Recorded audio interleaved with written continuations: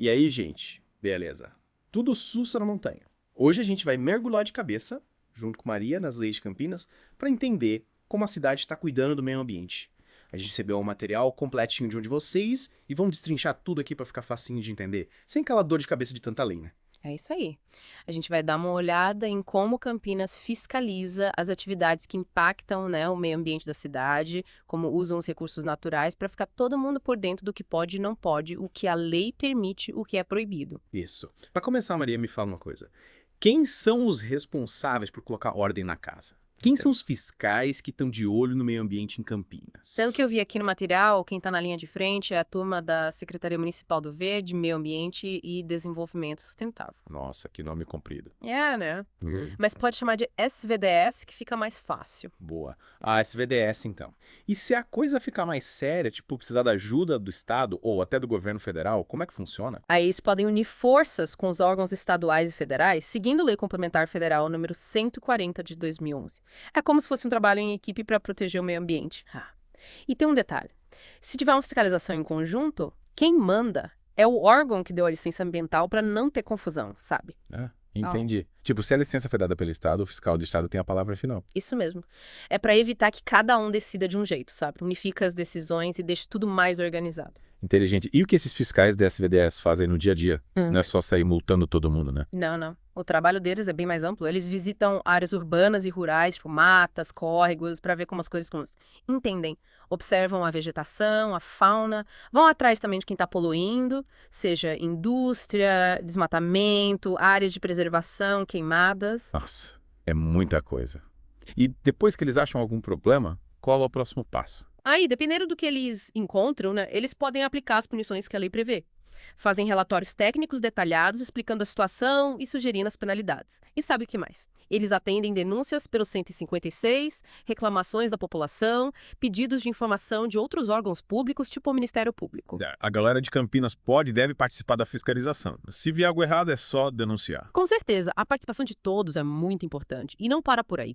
Os fiscais também participam de reuniões técnicas, grupos de estudo, conselhos e, olha só, eles também investigam maus tratos aos animais. Que bom saber que os bichinhos também estão protegidos. E essa tal de outras medidas de poder de polícia que está no material, o que significa? Parece nome de filme de ação. É, né? É isso. Mas é mais simples do que parece. São as ações que a lei permite que eles façam para garantir que as regras sejam cumpridas. Por exemplo, embargar uma obra irregular ou apreender equipamentos que estão sendo usados para cometer crimes ambientais. É tipo, colocar a lei em prática, sabe? Entendi. Já vimos quem fiscaliza o que eles fazem. Agora eu vou falar da parte que ninguém gosta. As infrações e as punições. O que Campinas considera como uma infração ambiental, Maria? Basicamente, qualquer ação ou omissão que vá contra as normas ambientais. Vale para tudo, desde não seguir uma regra específica até ignorar uma ordem do órgão ambiental. Mas, tipo, jogar um papelzinho no chão é a mesma coisa que botar fogo numa mata. Não, né? As infrações são classificadas como leves, graves ou gravíssimas, dependendo do impacto ambiental. As leves têm pouco impacto, as graves já causam uma alteração significativa, incomodam a galera, e as gravíssimas aí é problema sério. Dano grande para fauna, flora, saúde humana. Nesses casos, a SVDS precisa agir rápido. Caramba.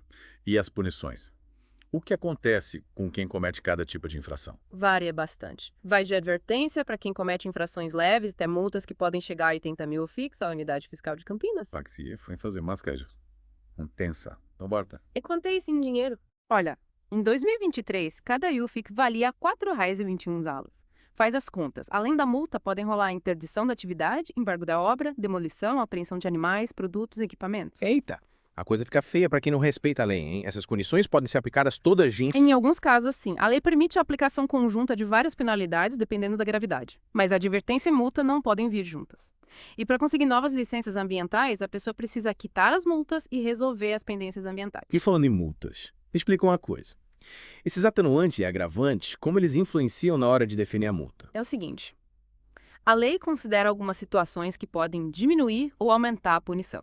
Por exemplo, se a pessoa não tem muita instrução, se demonstra arrependimento e tenta consertar o erro, se colabora com a fiscalização. E isso pode reduzir a multa. Então, se a pessoa mostra que quer fazer as coisas direito, a punição é menor. Exatamente. Agora, se a pessoa lucrou com infração, coagiu alguém, causou dano à propriedade alheia, cometeu a infração em período proibido, de noite, durante seca ou inundação, aí a multa pode aumentar. E se a pessoa usar de má fé, abusar da licença, pior ainda. Faz sentido. A lei tem que ser mais rígida com quem age de má fé. Mas, me diz uma coisa. Como esses atenuantes e agravantes impactam o valor da multa na prática? Os atenuantes podem reduzir a multa pela metade, já os agravantes podem aumentar em até 50%. Quem decide é quem julga a infração, analisando cada caso. Entendi. E tem alguma regra especial para multas em áreas protegidas ou em casos de maus tratos a animais? Nesses casos, a multa é dobrada. As multas leves vão de 80 a 8 mil IUFIX, as graves de 8 mil IU a 40 mil e as gravíssimas de 40 mil IU a 80 mil. E se a infração continuar rolando, tipo uma fábrica poluindo sem parar, a multa pode ser cobrada por dia. E se a pessoa cometer outra infração em menos de 5 anos, a multa é dobrada, se for diferente da primeira, ou triplicada, se for a mesma. Nossa, a lei é bem rigorosa. E sobre embargo, demolição e interdição quando eles são aplicados? Geralmente em casos de obras ou construções irregulares sem licença ou em desacordo com a licença ou em áreas proibidas. O embargo impede a obra na área do problema. A demolição só rola depois que a pessoa tem chance de se defender e só se a obra for muito irregular, em área protegida ou que não tem como regularizar. Quem construiu normalmente paga pela demolição, a não ser que demolir cause mais problemas. Já a interdição, que pode ser temporária ou definitiva, acontece quando tem perigo para a saúde ou para o meio ambiente ou quando a infração não para. E quando apreendem animais ou equipamentos, o que acontece com eles? Depende. Animais apreendidos tentam soltar na natureza. Se não for possível, eles vão para abrigos zoológicos ou outros lugares que cuidam deles.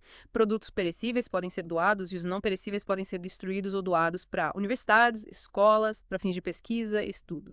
Essa fiscalização orientadora, como funciona? Me explica. É uma forma de fiscalizar que prioriza a orientação em vez da punição, principalmente para micro e pequenas empresas.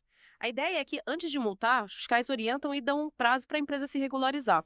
Na prática, eles fazem uma visita para explicar o que está errado e como corrigir, e só voltam para multar se a empresa não fizer nada. Mas essa regra não se aplica a infrações graves, reincidentes, e também não vale para construções irregulares em áreas protegidas, por exemplo. Legal. É uma chance para a empresa se ajustar à legislação antes de ser punida. E como funciona o processo, tipo, na justiça, depois descobre uma infração? O processo começa com um auto de inspeção ou auto de infração que descreve a irregularidade, as leis violadas, as possíveis punições e os dados do infrator.